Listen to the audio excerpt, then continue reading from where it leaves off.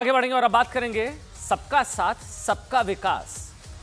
इस नारे को लेकर अब शुवेंदु अधिकारी ने सवाल उठा दिया।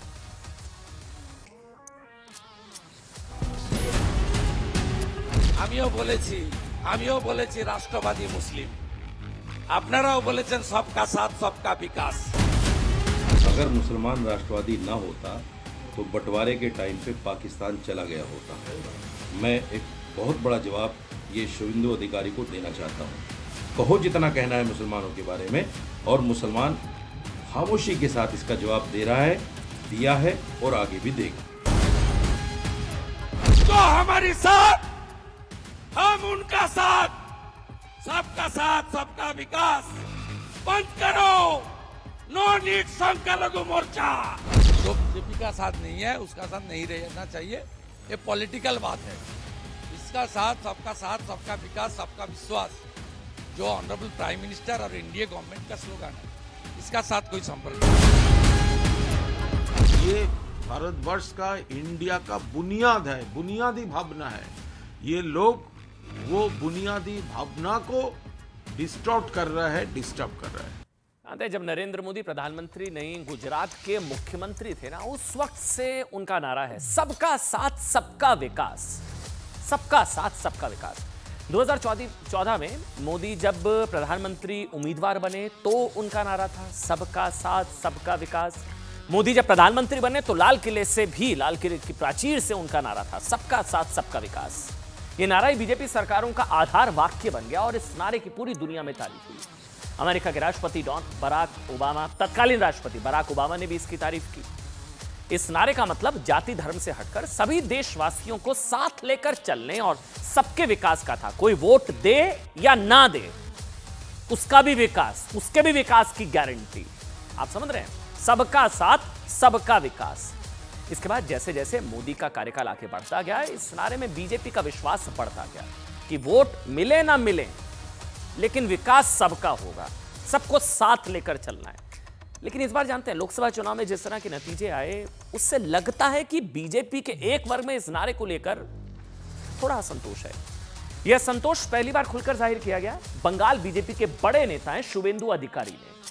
शुवेंदु अधिकारी ने खुलकर कहा कि पार्टी को आगे बढ़ने के लिए अब हमें नया नारा लेकर आना होगा, जो हमारे साथ, जो हमारे साथ, हम उनके साथ। शुवेंदु अधिकारी ने यहां तक कह दिया कि सबका साथ सबका विकास बंद करो और अब हमें अल्पसंख्यक मोर्चे का क्योंकि भी अब जरूरत नहीं है, जो हमारे साथ हम उनके साथ। लेकिन इसके बाद जब विवाद बढ़ा तो उन्होंने सफाई देते हुए कहा कि उन्होंने जो बात कही वो उनकी निजी राय है, निजी पक्ष है। बीजेपी या बीजेपी सरकार की नीतियों से उनका कोई लेना देना नहीं है। सुनाइए। আমিও বলেছি রাষ্ট্রবাদী মুসলিম, আপনারাও বলেছেন सबका साथ सबका विकास। আর বলবো না, বলবো जो हमारे साथ, हम उनका साथ, जो हमारे साथ, जो हमारे साथ, जो हमारे साथ, हम उनका साथ, सबका साथ सबका विकास बंद करो। नो नीड संख्यालघु मोर्चा। जो कार्यकर्ता बीजेपी की लड़ रहा है, कर रहा है, उसका साथ ही रहना चाहिए। जो बीजेपी का साथ नहीं है उसका साथ नहीं रहना चाहिए, ये पॉलिटिकल बात है। इसका साथ सबका विकास सबका विश्वास, जो ऑनरेबल प्राइम मिनिस्टर और एनडीए गवर्नमेंट का स्लोगन है, इसका साथ कोई संपर्क नहीं है। अच्छा देखिए, शुवेंदु अधिकारी अब ये सफाई दे रहे हैं कि उनका उस नारे से मतलब नहीं, मतलब उनका था जो आपके साथ आप उसके साथ, मतलब जो आपकी लड़ाई में आपके साथ है आप उसका साथ दीजिए।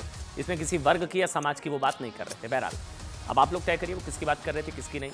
वैसे ऐसा नहीं है, बीजेपी में सिर्फ शुवेंदु अधिकारी का सबका साथ सबका विकास नारे से वैसे भरोसा उठा ऐसा तो नहीं कहा जाएगा, लेकिन उस पर थोड़ा उनको डाउट हुआ कि भाई जहां वोट मिलना नहीं है लेकिन आप जो है उस चक्कर में जो कोर वोट है वो भी, उसका भी नुकसान हो जाता है बैलेंस करने के चक्कर में।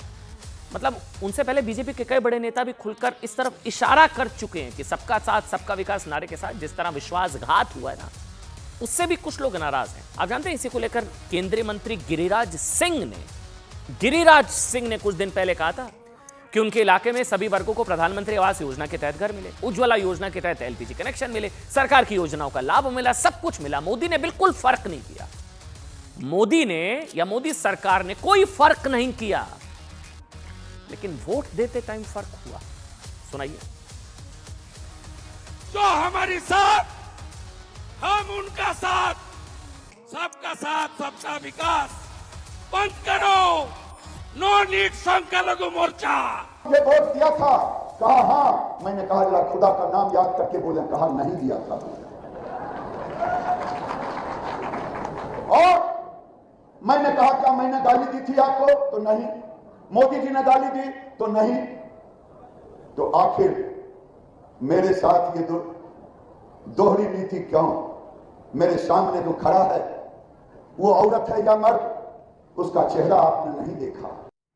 देखिए, सवाल इस डिबेट में, इस बहस में यह भी सवाल उठ रहा है कि कांग्रेस जितनी कथित रूप से हिंदू विरोधी है, सो कॉल्ड कथित रूप से, क्या बीजेपी कथित रूप से उतनी मुस्लिम विरोधी है? इस सवाल की बुनियाद में जब आप जाएंगे तो कांग्रेस की तरफ से हिंदुओं के खिलाफ जितने बयान आए, हिंदू आतंकवादी, हिंदू तालिबानी, हिंदू ये, हिंदू दंगाई, सारी चीजें, क्या मुसलमानों के खिलाफ बीजेपी के किसी एक बड़े नेता का कोई बयान आज तक मुसलमानों के खिलाफ? तो इसी को लेकर सवाल उठाया जा रहा है कि जितनी कांग्रेस कथित रूप से हिंदू विरोधी है, जो आरोप लगते हैं कि कथित रूप से हिंदू विरोधी कांग्रेस, क्या बीजेपी उतनी मुस्लिम विरोधी है? या माहौल बना दिया जाता है, या माहौल इस तरह का तैयार कर दिया जाता है? बल्कि कभी कभी तो कांग्रेस से ज्यादा बीजेपी पर आरोप लगते हैं कि मुसलमानों के लिए कुछ ज्यादा ही किया है, या मुस्लिम भाइयों का ज्यादा तुष्टीकरण कांग्रेस से ज्यादा बीजेपी ने किया। जितना किया, मतलब मुस्लिम बेटियों के लिए सोचिए, तलाक बिद्दत, ट्रिपल तलाक से लेकर वो सारी आजादी, अभी मोदी सरकार के दौरान ही हुआ है। ये अब आप जो है तलाक के बाद जो है मेंटेनेंस का अधिकार मिला कोर्ट के जरिए, वो भी मोदी सरकार के दौरान हुआ। लेकिन ये पहली बार नहीं है। याद करिए, जून 2024 को वडोदरा के बीजेपी अध्यक्ष विजय शाह ने कहा था कि जिन बूथों से बीजेपी को वोट नहीं मिले, वहां विकास कार्यों का फंड खर्च नहीं किया जाना चाहिए, बल्कि विकास की कोशिश वहां होनी चाहिए जहां से पार्टी को वोट मिले। इसके अलावा यूपी के बिजनौर से लोकसभा चुनाव हारने वाले बीजेपी नेता ओम कुमार का एक वीडियो वायरल हुआ, जिसमें वो कह रहे हैं कि जो वोट देगा उसके लिए काम करूंगा, वोट नहीं तो काम नहीं। अच्छा, वो बयान तो सबसे प्रचलित था। याद करिए, बीजेपी नेताओं से पहले बिहार के सीतामढ़ी से सांसद, वो तो बयान पर कायम रहे साहब, देवेश चंद्र ठाकुर। क्या कहा था उन्होंने? जिन लोगों ने उनका साथ नहीं दिया वो उनका काम नहीं करेंगे। उनके इस बयान को लेकर विवाद हुआ, लेकिन वो अपने बयान से बिल्कुल नहीं भटके। कहा बिल्कुल सही बात है साहब, जिन्होंने वोट दिया है अगली बार फिर वो भी वोट देंगे, काम कराना है तो। विपक्ष के भारी विरोध के बावजूद बीजेपी के कुछ नेताओं ने देवेश चंद्र ठाकुर का समर्थन भी कर दिया था। उनका समर्थन करने वाले नेताओं में से एक गिरिराज सिंह भी थे। उन्होंने कहा था कि राज्य और केंद्र की सभी योजनाओं का लाभ उठाने के बावजूद मुसलमान बीजेपी को वोट नहीं देते हैं। ये पहले भी सवाल उठे हैं कि योजनाओं में कोई फर्क नहीं किया गया मोदी की तरफ से, मोदी सरकार की तरफ से, सारी योजनाओं का पूरा लाभ, लेकिन वोट देते टाइम क्या फर्क किया गया?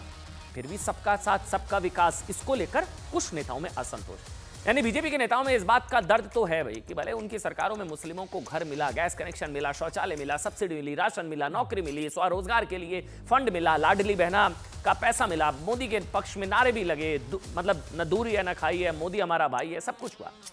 फिर कह रहा हूं, मोदी सरकार ने बिना धर्म देखे विकास कार्य किए, मोदी ने कोई फर्क नहीं किया, कोई फर्क नहीं। लेकिन जब वोट देने की बारी आई तो मुसलमानों ने उन पार्टियों को वोट दिया जो मोदी को हरा दे उसको वोट। एक क्राइटेरिया था, मोदी को जो हरा दे उसको वोट।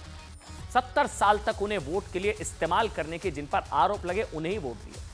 आप जानते हैं, CSDS लोकनीति नाम की संस्था का दावा है कि राष्ट्रीय स्तर पर मुसलमानों ने बीजेपी को वोट नहीं दिए।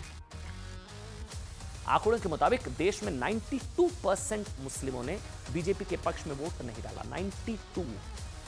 यूपी में तो 98% मुसलमानों ने बीजेपी के खिलाफ वोटिंग की। अब जब आप निकालेंगे ना उज्ज्वला योजना से लेकर प्रधानमंत्री आवास योजना, जिसमें 34%, 35%, 30%, मतलब कभी हिंदुओं से ज्यादा मुस्लिम भाइयों को इसका लाभ मिला। लेकिन आंकड़ों से यह मान्यता भी ध्वस्त हुई कि पसमानदा मुसलमान बीजेपी के साथ हैं।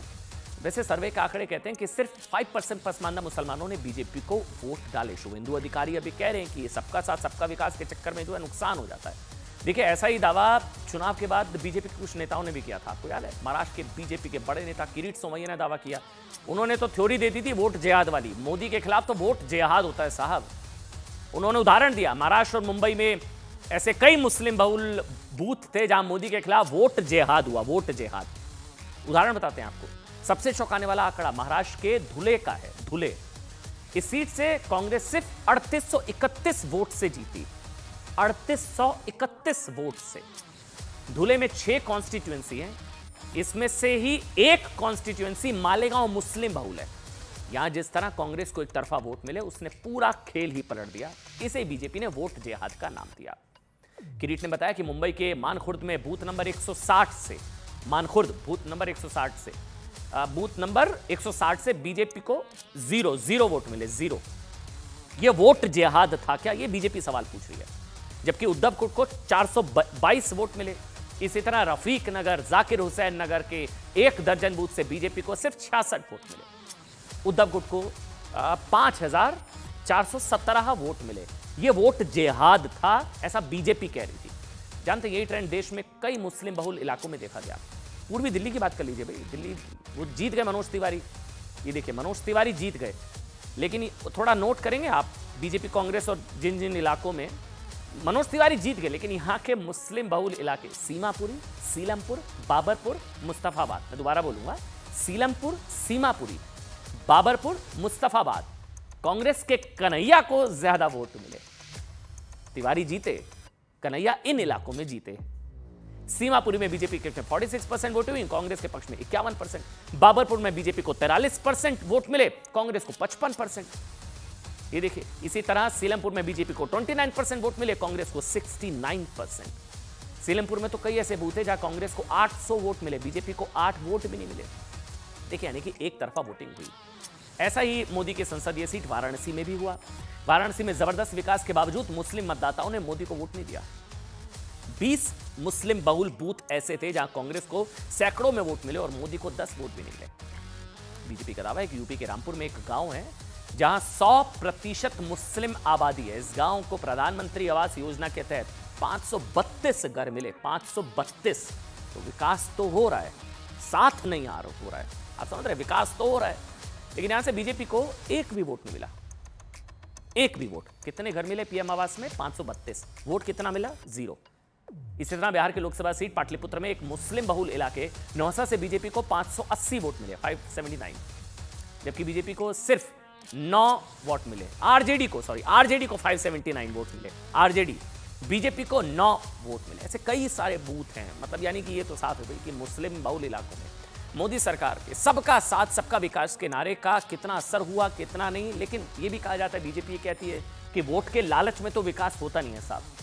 अभी भी सबका साथ होगा, सबका विकास होगा और सबका विश्वास होगा, बिना किसी फर्क के, बिना किसी भेदभाव के।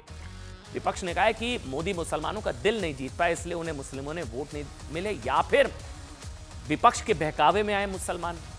और शायद बीजेपी के कुछ नेताओं में यही बात नाराजगी की वजह है। सवाल है कि बीजेपी के नेताओं में जो असंतोष है उसका प्रभाव प्रधानमंत्री पर है या नहीं। ये बात आप अंतर्राष्ट्रीय योग दिवस पर कश्मीर में पीएम मोदी की इन तस्वीरों से समझ सकते हैं। मोदी ने कश्मीरियों के साथ जिस गर्मजोशी और उत्साह से योग दिवस मनाया, योग की ओर से साफ है। ये वो देखिए सेल्फी, मुस्लिम बहनों के साथ सेल्फी, मुस्लिम बेटियों के साथ सेल्फी, और वहां पर जिस तरह सा, तो वो अपने सिद्धांतों से डगमगाने वाले कम से कम नहीं है।